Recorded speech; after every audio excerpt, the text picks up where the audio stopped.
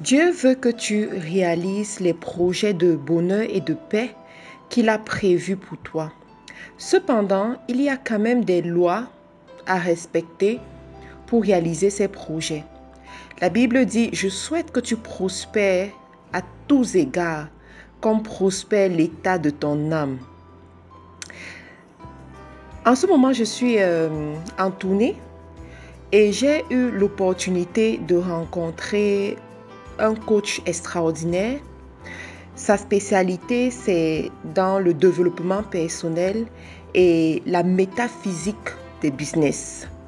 Il faut savoir que la métaphysique, c'est la science qui étudie l'invisible. Donc, c'est une science qui croit que tout ce qui arrive dans le monde visible, physique, a d'abord été conçu et négocié dans le monde spirituel ou dans le monde invisible. Donc, ce coach est spécialisé dans le développement personnel et dans la métaphysique du business. Et dans nos discussions, on a causé et il y a une séance masterclass business qui a été improvisée pendant laquelle on a parlé du charbon. Pour ceux qui savent, le charbon est un élément qui est très utilisé par certaines personnes pour la protection contre les dangers et particulièrement contre les empoisonnements.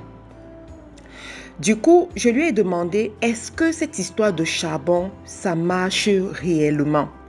Parce que très souvent, on a écouté des histoires des personnes qui se sont fait empoisonner et on les a conseillé le charbon. Et je voulais savoir qu'est-ce qu'il pensait de ça. Et sa réponse a attiré mon attention. Il m'a dit ceci. Il a dit, oui, c'est vrai, on parle du charbon comme on parle des pierres précieuses ou des pierres protectrices, tous ces trucs-là. Cependant, si à l'intérieur de toi, tu n'es pas une personne positive, tu n'es pas une personne qui a une belle âme, qui se veut du bien et qui veut du bien à d'autres personnes aussi, alors le charbon ne marchera pas. Parce que tout est une histoire d'ondes positives et négatives. Ça, c'était son explication. Mais moi, en tant que chrétienne, ça m'a permis de rapprocher à ce que la Bible dit. Je souhaite que tu prospères à tous égards, comme prospère l'état de ton âme. Ça veut dire qu'il y a des dimensions de la vie que tu ne vas jamais atteindre si au niveau de ton âme, tu n'as pas atteint ces dimensions-là.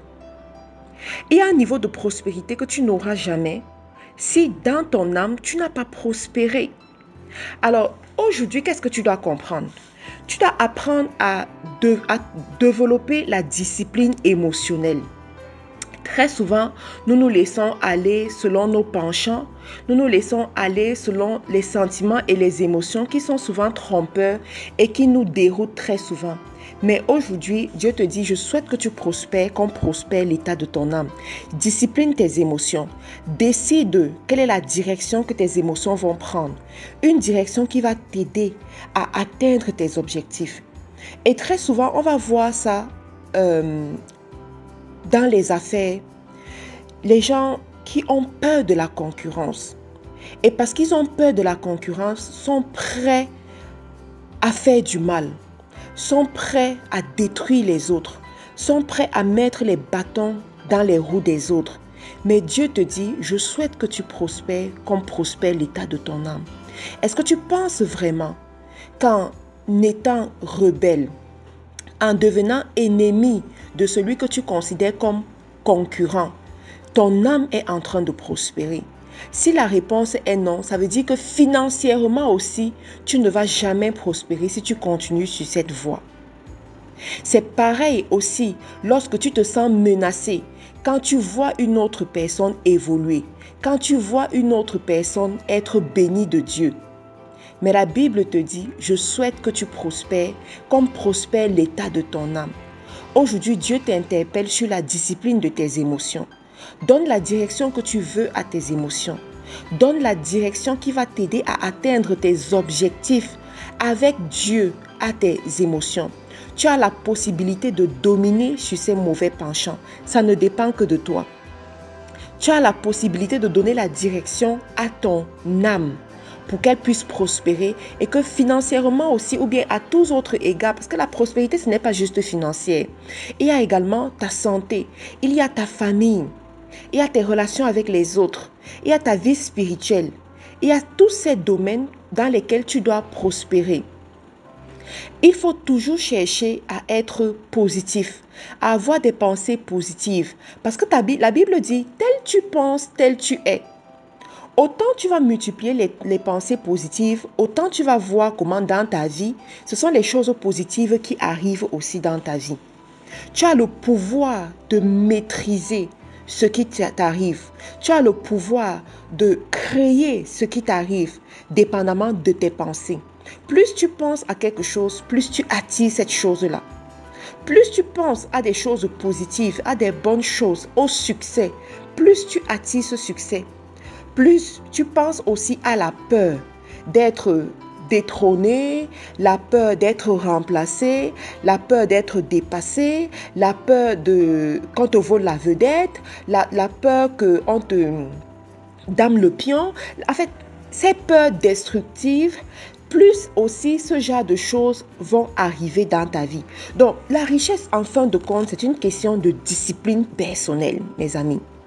Si tu as l'intention de gravir les échelons, à partir d'aujourd'hui, apprends à te discipliner, apprends à dompter ton âme. Et c'est là où la méditation rentre en jeu. Vous voyez, les chrétiens comme les non-chrétiens qui apprennent à développer leur âme sont d'accord dessus. Ils disent il faut méditer. Dans la méditation ou alors la prière méditative, parce qu'il y a la prière où tu parles beaucoup et il y a la prière où tu te tais, tu écoutes Dieu, tu le contemples et tu le médites. Et tu médites. Dans cette prière, tu te concentres à discipliner tes pensées, à discipliner ton focus, à discipliner ce qui va attirer ton attention et à donner une direction à ta vie, une direction à tes émotions.